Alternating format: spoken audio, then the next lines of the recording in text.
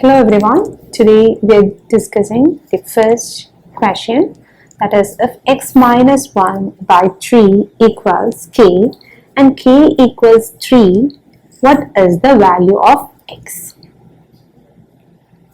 Yes, so we have to find the value of x. The question is x minus 1 by 3 equals k and k is given as 3. So we can substitute k as 3.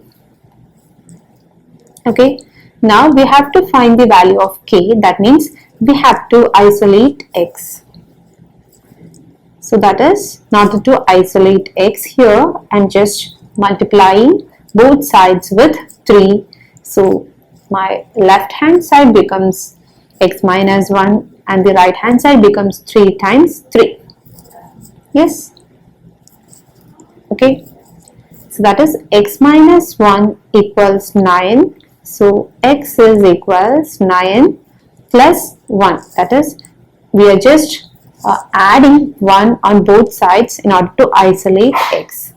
So that is, when you add 1 here, minus 1 plus 1 get cancelled. So x will be isolated here, and here you have to add 1.